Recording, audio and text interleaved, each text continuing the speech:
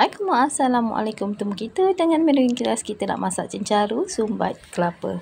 Okey, bahan seperti berikut. Kita ada bawang, cili api, bawang besar, bawang putih dengan limau kasturi. Bawang besar tu kita iris kecil. Kemudian kita ada kelapa parut. Tak lupa juga ada belacan sedikit saja. Kemudian kita ada serai. Tentulah ada ikan cencaru kan. Okey, masukkan cili api, cabai besar dengan belacan. Kita tumbuk sehingga lumat.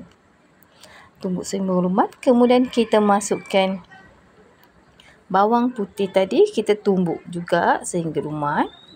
Okey, kita tumbuk, kemudian kita perasakan dengan garam, sikit gula dan serbuk perasa.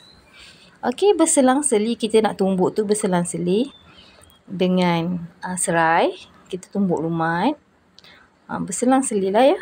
Kita tumbuk lumat sehingga serai itu hancur. Kemudian kita tumbuk dengan kelapa berselang-seli. Kemudian masukkan bawang yang telah kita harus. Kita tumbuk juga selang-seli dah lumat bawang. Kita masukkan kelapa supaya bawang kan ada air. Kita tak nak merecik. Kita selang-selikan dengan kelapa parut yang kita tumbuk tu.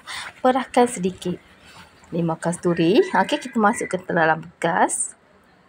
Okey, sesuai selera lah masing-masing kita punya kelapa tu nak rasa macam mana, kita boleh sambal kelapa tu. Kemudian ikan cencaru tu kita perasakan dengan garam dan kita lumurkan dengan serbuk kunyit untuk kita menggoreng. Okey, kita punya ikan cencaru tu kita tak perlu buang jaket dia.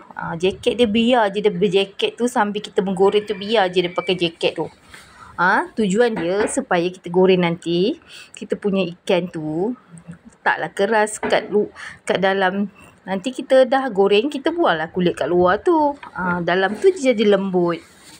Itu tujuan dia. Tak payah buang jaket dia. Okey, kemudian kita sumbat sambal kelapa tu kat belakang ikan tu. Yang ikan cencaru kita belah belakang tau. Kita sumbat sehingga padatlah dia punya kelapa. Kita dah cuci bersih. Kemudian kita masukkan kelapa tadi.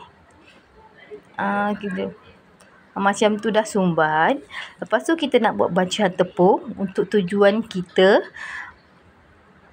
dia punya isi kelapa nanti dia tak keluar waktu kita menggoreng ikan. Satu sudu tepung gandum, satu sudu tepung jagung. Kita bubuh sedikit air, kita kacau. Panaskan minyak.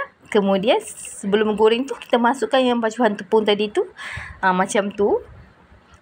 Masuk je dekat atas ikan tu, dekat sambal tadi. Kemudian kita terus menggoreng. Jadi isi kelapa tu taklah keluar waktu kita menggoreng nanti. Itu tujuan dia. Kan cantik dia punya isi tak keluar. Okey, koma. Menu khas kita dah siap. Selamat mencuba.